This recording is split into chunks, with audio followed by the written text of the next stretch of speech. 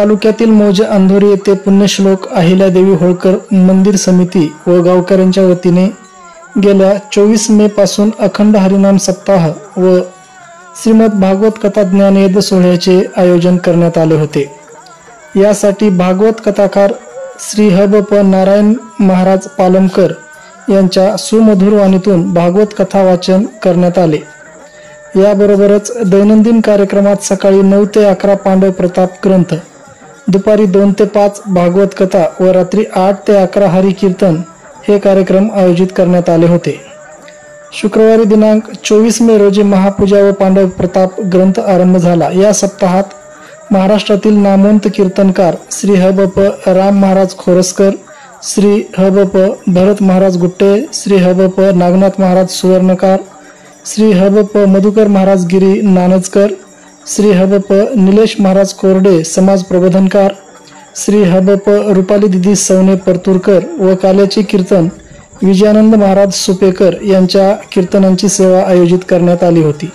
या सप्ताहाची सांगता दिनांक 31 मे रोजी सकाळी ठीक 8 वाजता पुण्यश्लोक अहिल्यादेवी होळकर यांच्या प्रतिमेची व कलशाची भव्य मिरवणूक गावातील प्रमुख रस्त्यांवरून काढण्यात आली। मिरवणुकीनंतर ह.ब.प. विजयानंद महाराज सुपेकर यांच्या हस्ते अहिल्यादेवी मंदिरावर कलश बसविण्यात आला।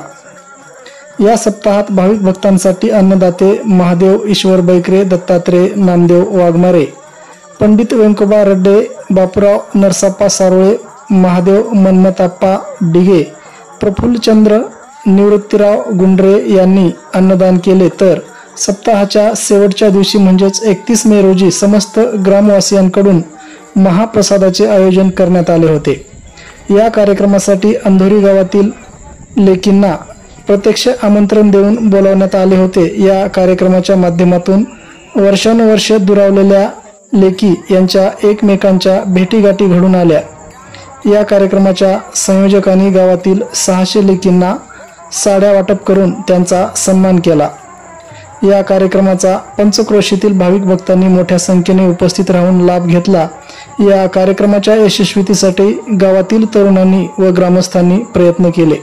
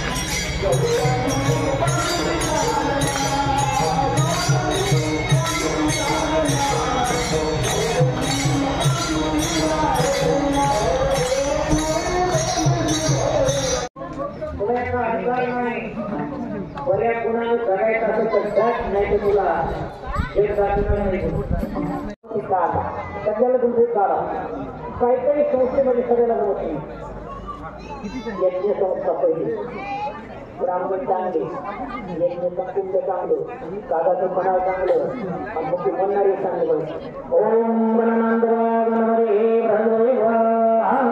दुसऱ्याला काय करायचं 14 महिने